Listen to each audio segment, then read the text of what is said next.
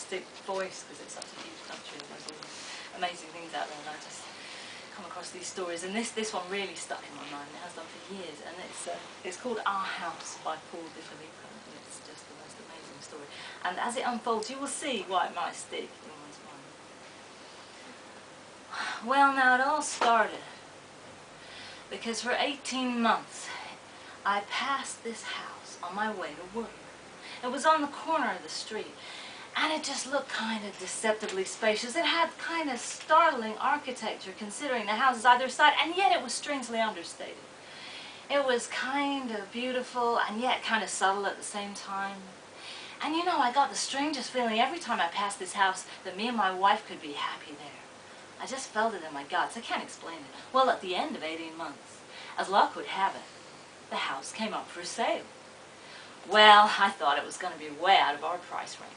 But my wife and I went to see it because, amazingly, it was as much as we could afford. We found we could afford it. We didn't know why.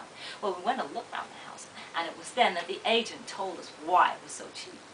It had two, not one, but two lots of sitting tenants. Two in the attic and two in the cellars below the basement. Well, they had separate exits and entrances, and they were said to be real quiet. Nobody ever had any trouble from them, and each person that had bought the house just seemed to inherit it. Well, my wife and I talked it over, and we took the plunge. Now, for the first 3 months, we were real happy. We were just decorating and putting our stuff there, getting new things, doing painting and DIY, all the usual things you do when you move to a new house. But at the end of that 3 months, we were kind of getting itchy, and her more than me. And it was after dinner, she turned to me and she said, "Honey?" And I said, "Yes, darling," and I thought I knew what might be coming. She said, "Honey, I don't like the thought somehow. I know they've not been any trouble and we haven't seen them or heard anything, but I don't really like the idea that we're sharing a house with 4 people we don't know. And, you know, it feels kind of strange, so maybe we could try and maybe see them and interview them and have a word with them and maybe kind of persuade them to move. I mean, what if we had children or something?" And I said, "But honey, we haven't seen them. They've been no trouble at all. They've been so quiet." And she said, "Yes, I know, but they've got such odd names as well. I mean, Mr. and Mrs. Ab and Mr. and Mrs. Meadow. What sort of names are those?" Well, she wouldn't let it rest, and in the end, I promised to go down and try and tackle Mr. and Mrs. Ab after dinner the next day. So the next day after dinner, I went down to the basement. And it was some time before I could find the entrance to the cellars. But there was a trap door there. And I opened it, and what do you know? It was pitch dark. It was a Stygian gloom, what I can only describe as a Stygian gloom. And there was a strange scent coming up from there. And there was stone walls. There was no plaster, no paint, nothing like that. And there seemed to be moldering stone steps, well, if you could call them steps, going right down into the gloom, lit by a kind of vague glare. Well, I didn't have a torch. I just felt my way down. Down there, when I got to the bottom of these kind of stairs, these crumbling stone things, I saw that there was absolutely no furniture, nothing. It was just stone and earth. The floor was earth. And there, as my eyes adjusted to the gloom, was a smoking open fire. And by it, there was a lone figure. It was a woman, and who I took to be Mrs. Ab. And she had long matted hair, and she was covered in, well, fur, I guess, and she was only wearing a loincloth. She was not unattractive, and I went over to the fire, and I said, "Mrs. Ab, I'm the new buyers of this house. We live upstairs, and I suppose Mr. Ab isn't around at all?" And she just looked at me. She let off this amazing kind of scent, you know, sort of earthy and wild. She looked me right in the eye in the firelight, and she said, "Ab, out, you, me, we mate." And I said, Mrs. Ab, we've only just met." But she reached up and grabbed me behind the neck, and in no time at all we were doing as she had suggested, rolling about on the dusty earth. Well, when I eventually got back up to our part of the house, my wife had already gone to bed, and I slipped in bed beside her, shedding not a leaf, a bit of earth. And the next morning, over breakfast, she asked me how it had gone. Well, honey, did you talk to the Abbs? And I said, yes, sweetheart. Well, yes and no. I mean, Mr. Abb happened to be out at work or something. I did see Mrs. Abb, and I can assure you they're not going to be any trouble at all. I mean, there's just going to be no trouble with them at all. Let's just leave it, shall we? And she said, but honey, you promised. And I said, whoa, if you want to tackle the Abbs, sweetheart, you go down and see them.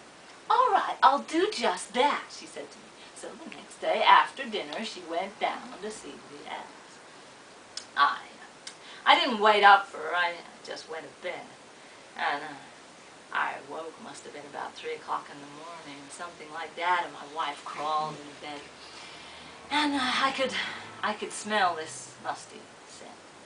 Well, over breakfast, I asked her how it had gone, her little interview with the Abbs, and she said to me rather sheepishly, oh, well, yes, Mrs. Abb was out. I don't know where she got to, maybe work or something, but I did have a word with Mr. Abb, and I see what you mean. There's not going to be any trouble at all. They're very quiet, and I just don't think, yeah, let's just leave them. And so we agreed to do so. Well, it was another couple of weeks when again, over dinner, she said to me, honey, you don't think we could tackle the Meadows, do you? I mean, what if, I don't know, if we had children, we might just want the extra space or something. Maybe we could just see if we could, move them on. It might be nice to have the attic. I mean, that must have amazing views out over the town. I mean, it's even taller. So I said, all right, but this time, let's go together. Okay. So, the next day, after dinner, we went up. And, it was some time before we could find it. But finally, we did find the trap door. And there was a kind of shelf, and we found a ladder and put it up against the shelf.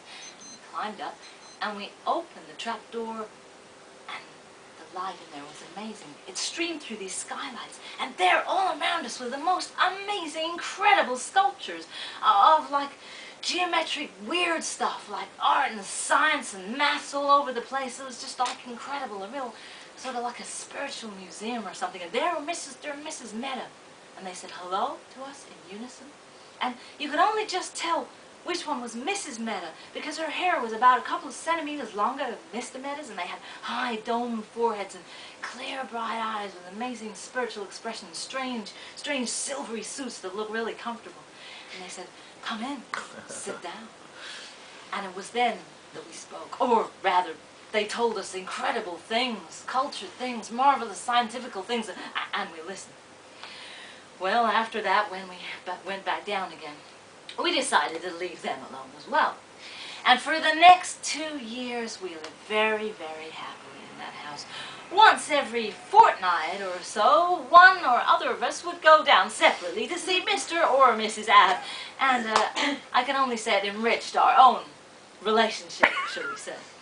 And once a month, we went as a pair to go up and see the Meadows, often in the evenings, to look through their wonderful big telescopes and hear them telling us incredible things of the cosmos.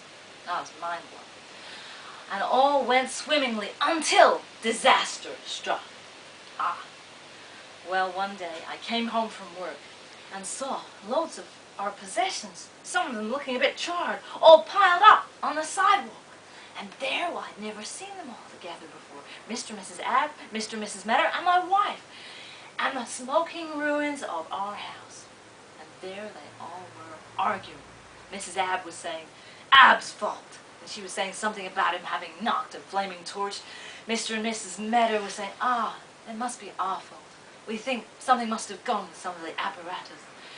And I was thinking, no, it's not any of their fault. Some tomfool got up before anyone else was awake and had a craving for deep-fried donuts and didn't turn the deep backfire off before he went to work. But what I actually said was, people, let's not look for blame. Let's not apportion blame. We just gotta all look for a new house for us. For all of us.